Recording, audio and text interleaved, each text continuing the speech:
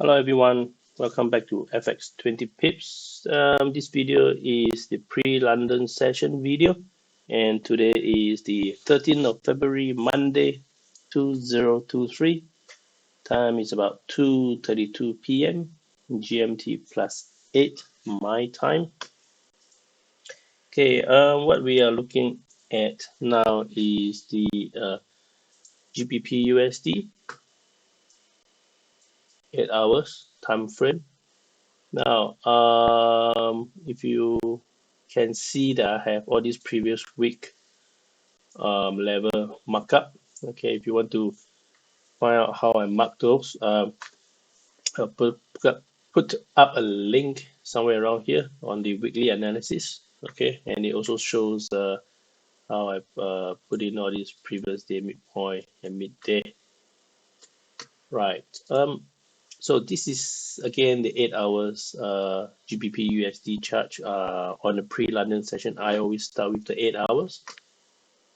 All right, and then the one thing that I want to see is the 8 hours range box. Okay, so what I'm going to do now, I'm going to hide away the previous day line and hide the previous week line so that it's easier to navigate the chart. So the range box is here. This was the previous one. There was and enclosing this candle. All right, so there's a bearish. So the price was moving inside the box, and then last week it closed outside, and then this morning it's still outside this 8-hour box. So what I'm going to do is I'm going to then move this 8-hour box because this seems like no longer valid because price already gone out of the box. Okay, so this is how I'm going to move the next one, covering these 8 hours here. Okay, right.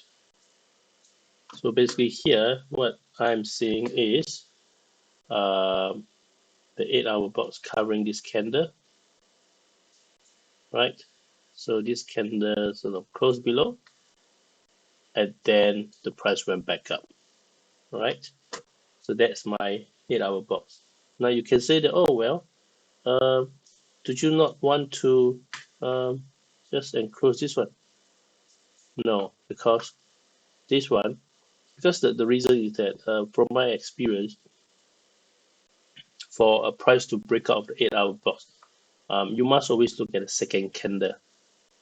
Okay, second candle from the first candle that break out. So this was the first candle that break out of this 8 hours, right? So it closed below. So we have to wait for the second candle, and the second candle here shot right back in, right? Okay, so that means that this candle is still valid to me to be drawn this 8-hour box. Okay, that is my own personal experiences. Okay, really, if you think that this doesn't work for you, if you think that you want to do it this way, by all means, because at the end of the day, it's your chart. Okay, it's your chart, it's your money. All right, I'm just showing you what I do. Right. Okay, now let's move on. The something I want to show you is also the structure in the 8-hour time frame. Okay, let me just hide all these. No, just leave it there. Okay, too many fib. Let's hide the fib first. Right. Okay. So 8-hour structure. Yes, you can see high, low, high, low, high, low, high. Okay. Now the price is playing within this structure level. Yeah. So this is the structure high, structure low. So any other high low that's created here are all minor. Okay, because the main one is still here. So on a higher time frame, the price is still ranging. Right? Make sense? Okay. So looking at this point to here, okay, let's use a fib. Now let's do which one was the fib? Okay, so you can see that within this leg, price went up and dropped and then goes back up. All right, and it happens to be at this level. Okay, just a coincidence, or is it a advanced prediction by Fibonacci? I don't know. All right, but know that you just need to be aware that such thing happens. Okay, whether you take it as part of your charting strategy, again, it's up to you, your personal preference. Right? Okay, so if I were to see this, then there's another one here. Right? Can hide this one. So this is for this leg up and down. Okay, is it going to go up? I don't know. Okay, is it going to come down, come here, and bounce up? I don't know. But know that the price is at all this critical level. All right, and then it's up to you how you want to trade this thing. Okay, but I'm just showing you that such things is there. All right. Okay, so that's for the 8-hour structure. Let's close it. Okay, let's go down to our favorites 1 hour. Okay, so how can we draw a buy and sell zone today? Okay, at this stage we don't need the 8 hours range box. Let's close it. Okay, so this was the Friday buy and sell. Okay, let me just quickly explain the Friday. So we have the buy zone here. So first candle close outside. Remember, I always look for the second candle as further confirmation, and you can see that there was no such confirmation of continuous bullishness. After the first candle closed out, the second candle, all right, try to go further, but never cross the high of the first candle, and price just drop back right into the zone here. Okay. Now, when price is in this area, we don't usually trade. Okay, let price do what it wants to do. All right, and then from this time onwards, okay, you can see there was a seller started to come in. All right, and then you can see that it sort of started by this dodgy candle. Okay, the next attempt to close to go up and close above failed. All right, did not even go above the opening of this candle, and then price just shot back in again. Okay, the next attempt, and then price just drop. Okay, retest the sell zone, and it just keep dropping. Right. So basically, sellers started to come in. What time is this? This is 10 p.m. I think it's the an hour to the close of Frankfurt. Right. All right. An hour to the close of Frankfurt. Sellers started to come in, and it just keep selling. Okay. Until what's the time here? About 2 a.m.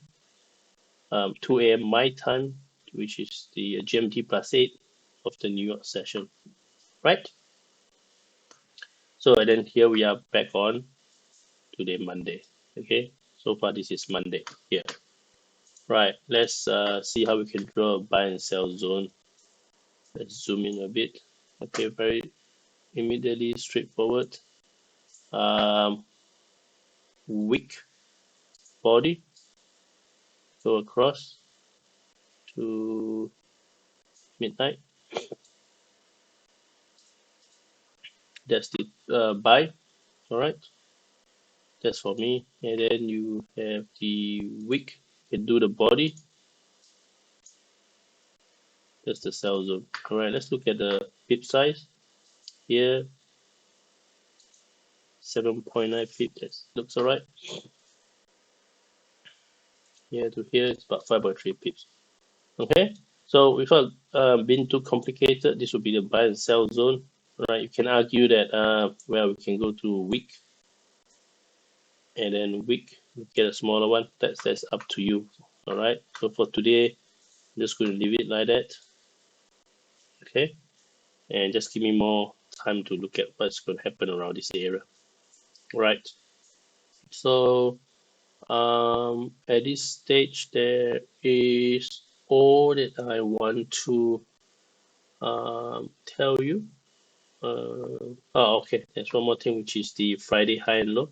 So I like to also mark the previous Friday high and low. This is the previous Friday high, previous Friday low.